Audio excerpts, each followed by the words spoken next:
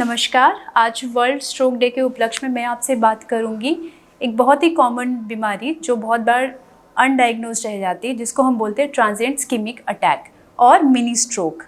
इसमें क्या होता है कि कई बार जैसे स्ट्रोक में ब्लड सप्लाई ब्रेन की पूरी तरह से ख़त्म हो जाती है।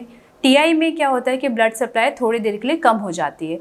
उससे डिफरेंट आपको क्लिनिकल फीचर्स आ सकते हैं, जैसे कि सडनली आंखों के आगे ब्लरिंग हो जाना, मतलब धुंधला दिखना या कम दिखना। एक हाथ पैर में कमज़ोरी होना जो थोड़ी देर के लिए रहे और उसके बाद ठीक हो जाए। ऐसे ही पैर में थोड़ी देर कमज़ोरी आए जो ठीक हो जाए। बोलने में लड़खड़ाहट जो थोड़े सेकंड्स के लिए हुआ फिर ठीक हो गया। इसे हमें पहचानना क्यों ज़रूरी है, क्योंकि ये जो छोटे छोटे से स्ट्रोक के मिनी स्ट्रोक है वो आगे चल के एक बड़े स्ट्रोक में कन्वर्ट हो सकता है। तो अगर आपको इसमें से कोई भी फीचर्स आते हैं जिसको हम लोग टीआईए बोलते हैं, आपको ज़रूर जाके डॉक्टर से कंसल्ट करना चाहिए, क्योंकि देखा गया है कि ये जो पेशेंट जैसे जिनको टीआईएस होते हैं उनको 7 दिन या 90 दिन के बाद स्ट्रोक होने के चांसेस बहुत ज़्यादा बढ़ जाते हैं, डिपेंडिंग ऑन कुछ फैक्टर। कि अगर आपकी एज 60 साल से ज़्यादा है, आपकी जो कमज़ोरी है 1 घंटे से ऊपर रहे, आपको पहले डायबिटीज़ हो और आपकी ब्लड प्रेशर की बीमारी हो, अगर ये सब चीज़ें हैं तो उससे चांसेस ये होते हैं कि आपके स्ट्रोक बढ़ने के चांसेस और ज़्यादा धीरे धीरे बढ़ते चले जाते हैं। ऐसे ही जैसे टीआई एक रिस्क फैक्टर, टीआई एक प्रेजेंटेशन होता है, वैसे कुछ और रेयर रिस्क फैक्टर होते हैं स्ट्रोक के, जिसके बारे में आज मैं बात करना चाहूँगी।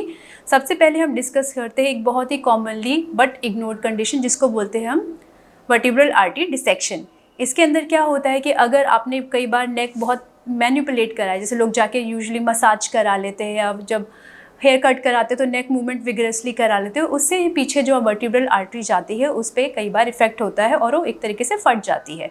इसमें क्या होगा, इसमें नेक में बहुत सिवियर पेन होता है और सडनली आपको हाथ पैर में झंझनाहट, आँखों में दिखाई देने में कमी और ये सब कमज़ोरी आ सकती है। इसको हम लोग बोलते हैं वर्टिब्रल आर्टरी डिसेक्शन, उसकी वजह से स्ट्रोक होना।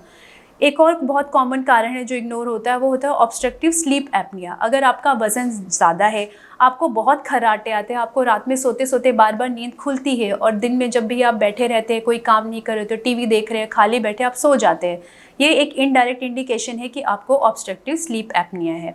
कुछ कार्डियोलॉजिकल कंडीशंस, जैसे कि आपका अगर हार्ट का वाल्व ख़राब है या उसमें कंजेनाइटल कोई डिफेक्ट है, जैसे हम पेटेंट फोरामेन ओवेल बोलते हैं, उसकी वजह से भी स्ट्रोक के चांसेस बहुत ज़्यादा बढ़ जाते हैं। कुछ लोगों में देखा गया है एक बीमारी होती है वैस्कुलाइटिस और वैस्कुलोपैथीज, ये भी आगे चल के एक स्ट्रोक का कारण बन सकता है। तो ये कुछ रेयर कारण हैं स्ट्रोक के जो आपको ध्यान में रखना चाहिए, और इसमें से अगर कोई भी सिम्टम्स आपको आ रहे हैं तो भी जाके अपने डॉक्टर को कंसल्ट करना चाहिए। कुछ कंडीशन होती है जो स्ट्रोक को मिमिक करते हैं, यानी कि उनका प्रेजेंटेशन स्ट्रोक जैसा हो सकता है और कन्फ्यूजन कर सकता है कि आपको स्ट्रोक है या स्ट्रोक मिमिक्स है।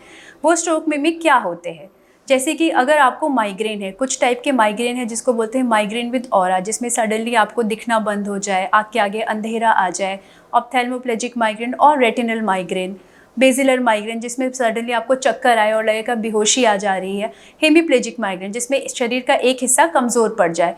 तो ये जो माइग्रेन है कई बार ये भी स्ट्रोक को मिमिक कर सकता है। जो डायबिटिक पेशेंट्स हैं उनका शुगर कम हो जाना और हाइपोग्लाइसीमिया, उसमें सडनली हाथ पैर में कमज़ोरी आएगी, हाथ पैर में झंझनाहट लगने लगेगी। तो अगर शुगर्स आप डायबिटिक पेशेंट है और आपको ये सिम्टम्स आ रहे हैं, सबसे पहले अपना शुगर चेक करिए बिफोर विजिटिंग योर डॉक्टर।